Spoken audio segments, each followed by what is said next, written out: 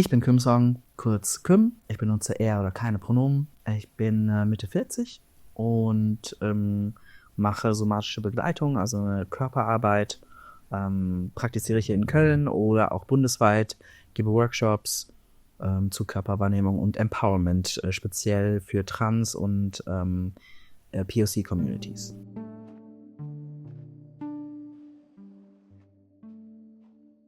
Ich bezeichne mich als transmaskulin. Also es hat sich schon auch so ein bisschen gewandelt von irgendwie ausschließlich nicht-binär zu eben transmaskulin.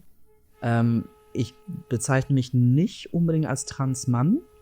Also da ist schon auch irgendwo nochmal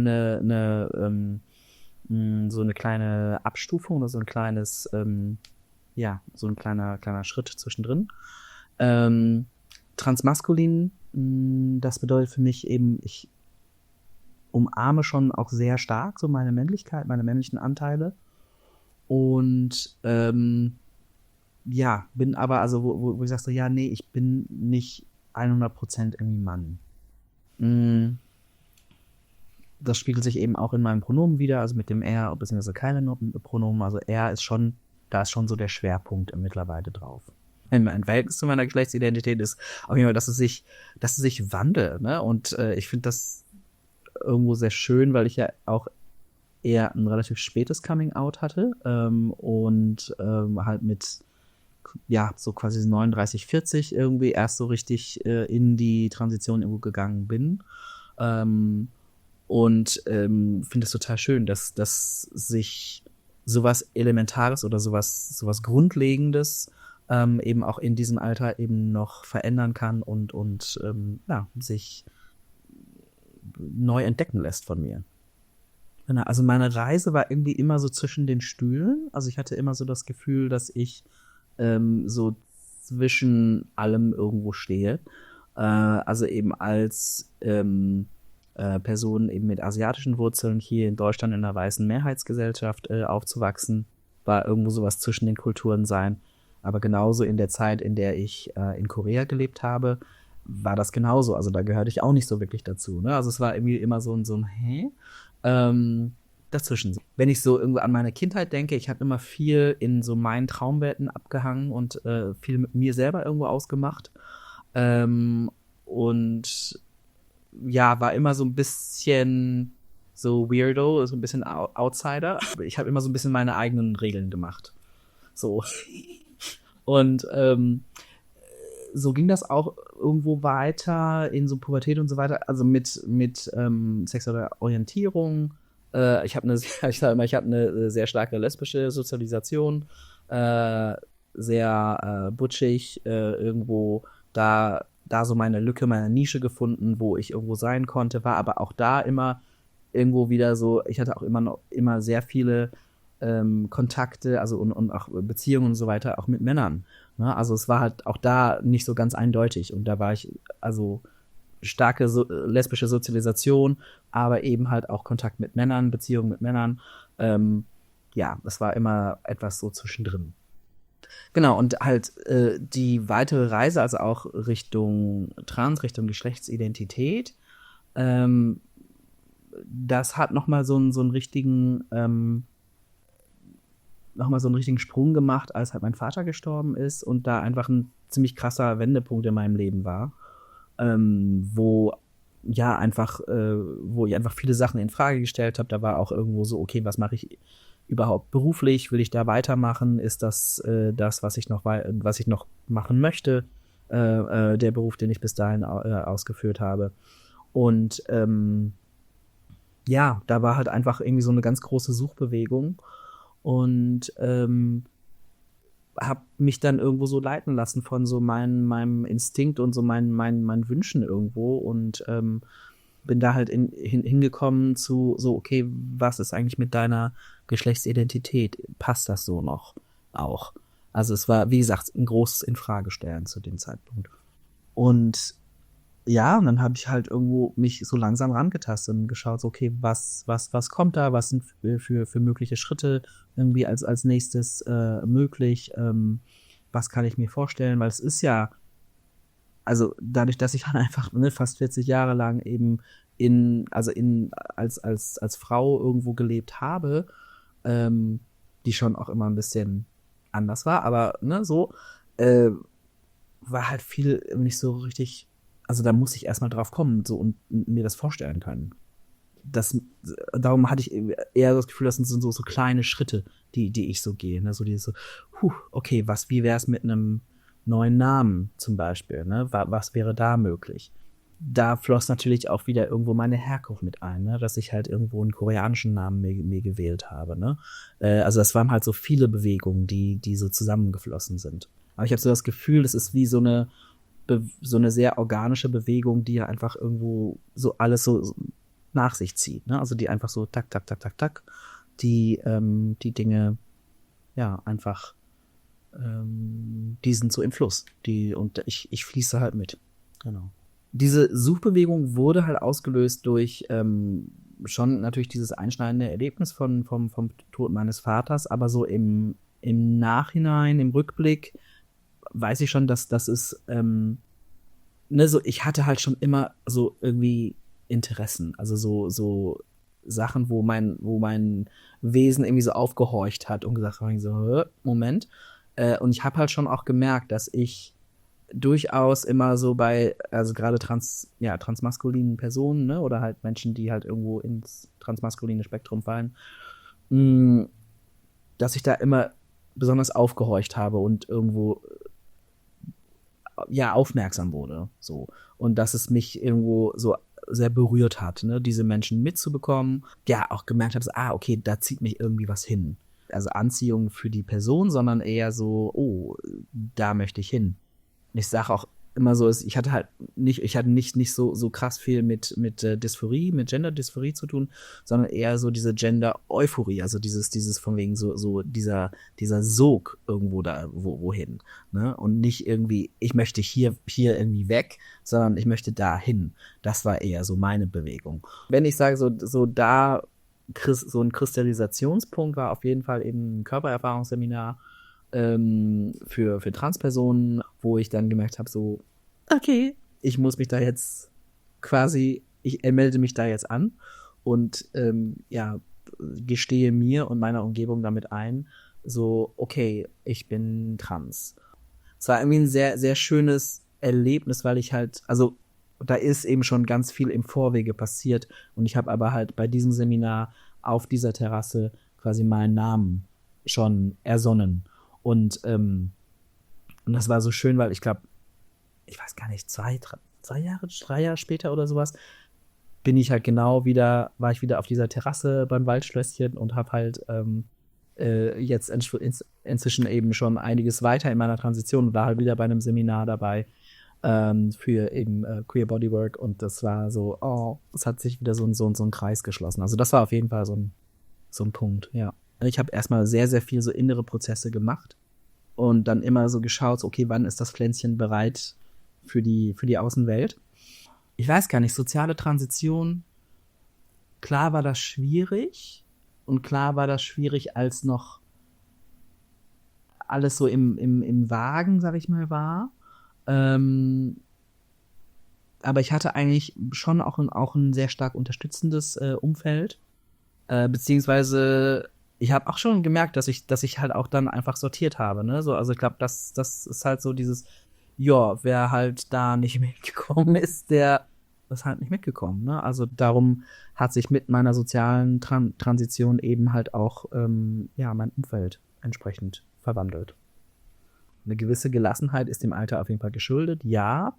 Und halt auch ein gewisses Standing, das ich irgendwie schon hatte. Ja, also da war halt einfach schon ein gewisses, ja, ich weiß, wie es sich anfühlt, um eine Identität zu kämpfen, ne? Und halt zu sagen so, oder mitzubekommen, so, ja, okay, Leute kommen nicht damit klar, wie ich bin. Und dann muss ich halt gucken, was ich wähle. Ob ich halt mich wähle oder halt irgendwie Anpassung wähle. Genau. Also, das heißt, also klar, da war eine gewisse Gelassenheit, ja. Aber trotzdem, also ich weiß, dass als ich aus dem Standesamt kam, nach meiner Namensänderung, da bin ich auf jeden Fall auch in Tränen ausgebrochen, so, ne? Also das gelassen war ich da nicht.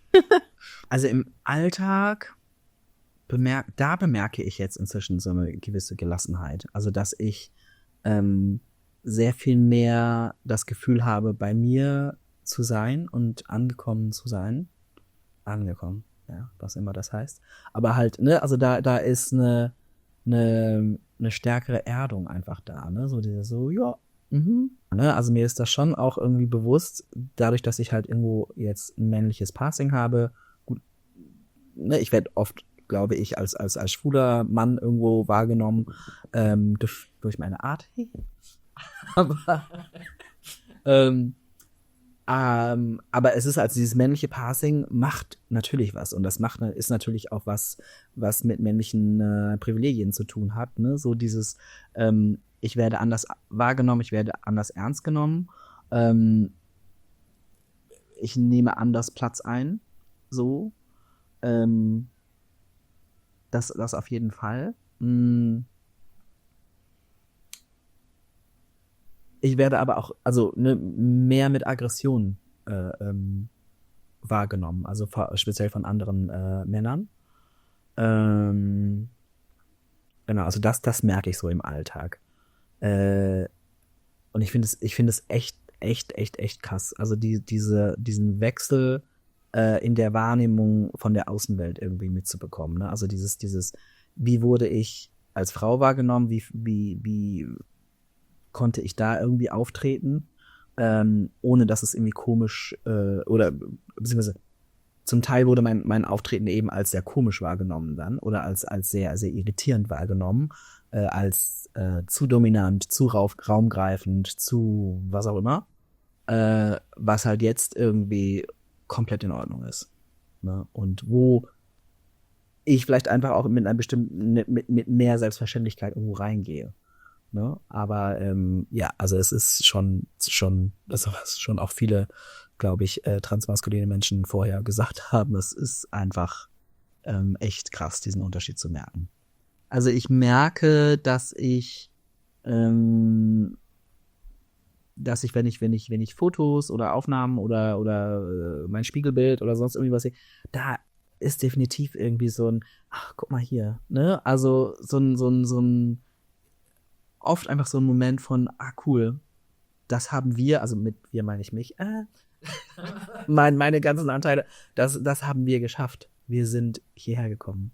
Und ich sehe definitiv mehr mich in eben in Aufnahmen, in Spiegelbildern von mir.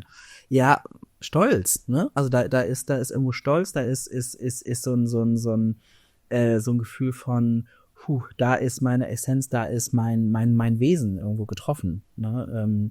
Oh, ja, und das ist da. Mh,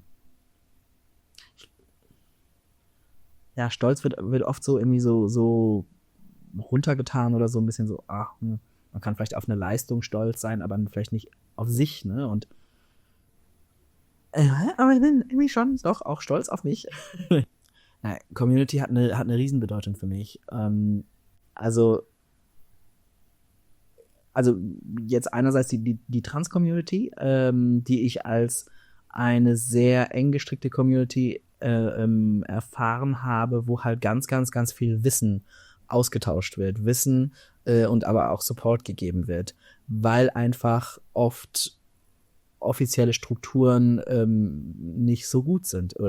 Nicht so gut ist maßlose Übertreibung. Also ja, gerade halt in Zeiten von irgendwie TSG und überhaupt, du kommst ohne Community überhaupt nicht dadurch, habe ich den Eindruck. Also, oder habe ich die Erfahrung gemacht. So. Und darum sind mir eben halt auch solche Workshops, also für trans, internicht-binäre Menschen einfach wichtig, ähm, um halt diese Räume auch mitzugestalten, wo Menschen sich in so einer Peer Group irgendwo treffen können und irgendwo sich erfahren können, eben gemeinsam zu sein, ne? Und nicht irgendwie so immer so das andere zu sein. Community sonst natürlich auch nochmal, also gerade halt bei mir in meiner Biografie, wo halt sehr viele ja sehr viele Schnittmengen irgendwo sind, ne? Also von irgendwie Trans und POC sein und ne, also da gibt's halt einfach nochmal so solche Intersektionen, wo ich merke, das ist total abgefahren. Also wenn diese Intersektionen mitbedacht werden und wenn ich zum Beispiel also in einer trans-queeren POC-Gruppe bin, was macht das mit mir? Und das macht halt sehr, sehr viel mit mir. Und das macht so viel Bestätigung und aufgehoben sein und verstanden werden, ohne große Worte. Und ja, je mehr von meinen individuellen Sozialisationen, Identitäten etc. irgendwo mitbedacht werden, das macht halt ganz, ganz viel und lässt mich sehr gestärkt eben auch wieder in die große Mehrheitsgesellschaft irgendwo rausgehen. Ja, und ich glaube, das können sich viele Leute einfach gar nicht so richtig vorstellen, ne? Die halt eben immer Teil der Mehrheitsgesellschaft sind. Ähm, ja, das macht was ganz, ganz Besonderes. Darum Communities super wichtig als Ressource, super wichtig für mich als Ort zum Krafttanken, um halt wie bestärkt wieder rauszugehen. Aber auch natürlich leider sehr großer Ort, wo einfach viele Verletzungen ausagiert werden, ne? Wo plötzlich irgendwie, guck mal hier, jetzt habe ich Gehör. Und ja, also auch manchmal schwierig. Mir ist wichtig im Leben, authentisch ich selber zu sein. Weil da habe ich so die Erfahrung gemacht und das Ding, das davon geht irgendwo alles aus. Wenn ich nicht irgendwie bei mir bin, wenn ich nicht versuche, möglichst eben auf mich zu hören, auf meine Bedürfnisse, auf meine Grenzen, auf keine Ahnung was, dann kann ich meistens einfach nicht gut mit der Außenwelt interagieren. Und dann passieren eben genau solche Sachen von Wiederholungen, von Mustern, von Missverständnissen, von Misskommunikationen, von ja,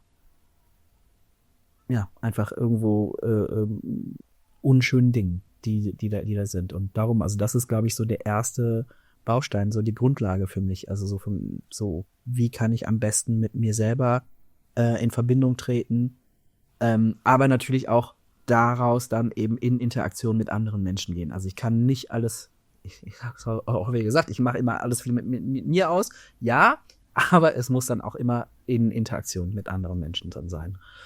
An jüngere Menschen würde ich mitgeben, bringt den Mut auf, euch mit euch selber auseinanderzusetzen, aber das auch immer mit einer gewissen Prise an Neugier vor allem und Humor irgendwo zu nehmen und zu sagen, so, ich weiß, es ist immer verlockend, alles immer sehr ernst zu nehmen und sehr, das muss so oder so sein. Aus meiner Erfahrung ist es halt einfach, es gibt so viele Graustufen und so viele Entwicklungen und so vieles, aber jetzt sehe ich das irgendwie anders als vor einem Jahr. Darum einfach vor allem einfach entspannt bleiben, im Fluss bleiben, in Bewegung bleiben. So den Mut zu haben, loszugehen, aber dann auch in Bewegung zu bleiben.